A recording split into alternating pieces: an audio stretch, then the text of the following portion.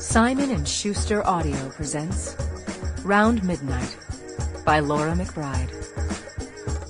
Read by Joy Osmanski with Will Damron.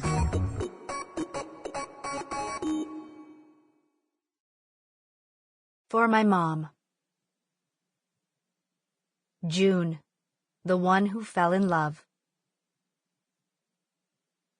March 11th, 1960. In the Midnight Room. Coming in the casino's main entry, the Midnight Room was on the right.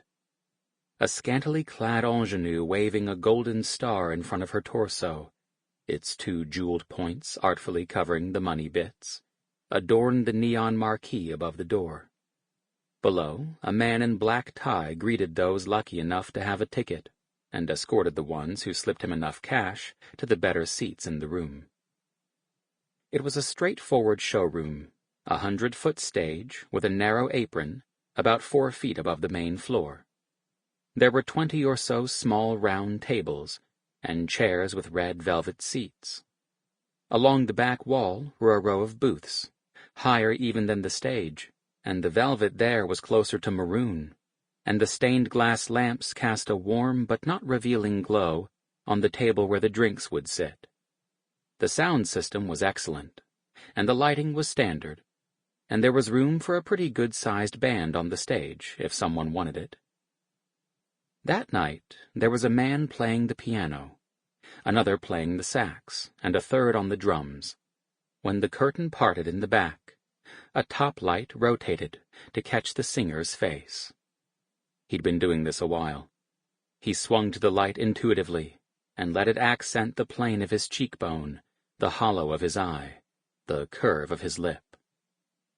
He was thinking he might never play there again. He knew what was coming later. And when he saw her, sitting at the back, at the booth she always sat in, still he was startled. It had been a long time. She had not said she was coming. He signaled to the band to quit playing. He thought he might say something. Just say it. Put it out there. But in that split second in which he would have had to decide what to say, in which he would have had to find the courage to say it, he suddenly remembered the first time he'd seen her. He'd had no idea who she was. He was new in town, didn't know anyone at all. And of course, she was the only white woman. She'd looked up. Damn, she was good-looking. And the horn player had... Sample complete. Ready to continue?